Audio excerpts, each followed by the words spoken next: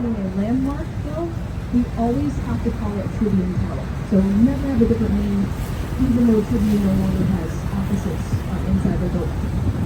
So very cool. I'd like to bring your attention off to your right for a nice small handful of buildings. We have two red brick buildings off to your right. These both belong to the Hyatt Regency Hotel, designed in 1978 by A. Epstein and Sons. Mind you, Chicago has hundreds of hotels, but what makes this one very special is that this is the largest hotel in the mall, with 2,019 rooms on the inside. The towers are used by a series of underground tunnels, so you never have to walk into any polar vortex, whatever Chicago winter decides to throw at us. So, very nice. All right, folks, you have to use your eagle eyes to look at our next building. It's going to be tucked off to your right with these curvy, undulating balconies on the outside there. See them? Those balconies belong to Aqua, designed in 2009 by Jeannie Yang. Aqua is awesome. In 2009, this building won the Empress Skyscraper Award, which means it was the best residential tower in the whole world. That's pretty amazing. That was for the year 2009. Look at a bunch of different things. You think about the building's amenities, its design, its management, how friendly the door staff are, and like it's kind of everything, which is cool. The other neat thing about this building is that no two footprints of the balconies are exactly the same. So some units have more balcony space than others, which is pretty cool. Anyway, let's talk more about Jeannie Yang though, because I think she's amazing.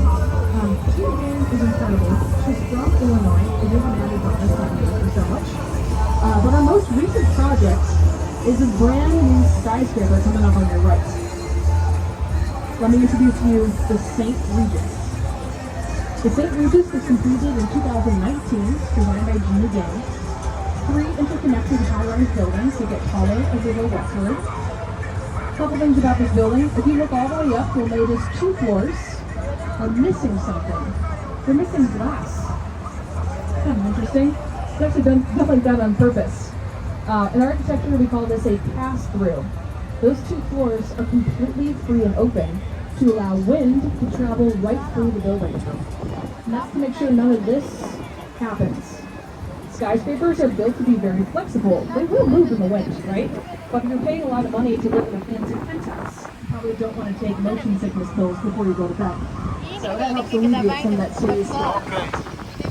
The other cool thing to note is that the St. Regis here is the tallest building in the entire world to be designed by a female architect. That's right, Jeff. That's pretty cool. So anyway, we are very proud of this. We'll talk more about this on the way back. Coming up on your right over here is a series of these newer glass-looking buildings. This whole area is called Lakeshore East. Lakeshore East here is a good example of a neighborhood in Chicago's downtown loop area. What I mean by that is that there's a beautiful park, there's a grocery store, there's a school. It's really a community in and of itself.